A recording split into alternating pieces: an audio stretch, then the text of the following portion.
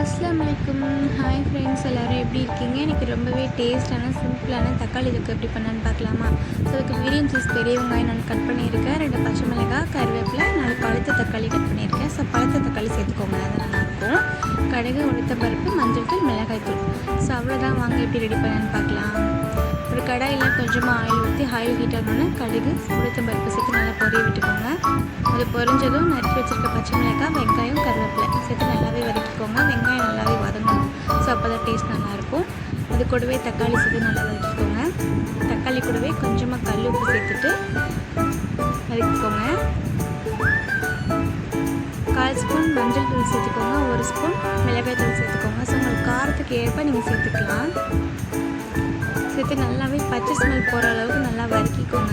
வதக்கணும், கொஞ்சமாக தண்ணி ஊற்றி மூடி போட்டிங்கன்னா இந்த கன்சிஸ்டன்சி வந்துடும். ஸோ ஃபைனல் டச்சாக இது கூட கொஞ்சம் நாட்டு சர்க்கரை சேர்த்து மிக்ஸ் பண்ணிங்கன்னா வேறு லெவல் டேஸ்ட்டாக இருக்கும். ஸோ அவ்வளோதான், ரொம்பவே சிம்பிளாக செஞ்சாச்சு. ஸோ கண்டிப்பாக ட்ரை பண்ணி பாருங்கள், இது எல்லா டிஷ்ஷுக்குமே ரொம்ப சூப்பராக இருக்கும். ஸோ அவ்வளோதான் ஃப்ரெண்ட்ஸ், தேங்க்ஸ் ஃபார் வாட்சிங்.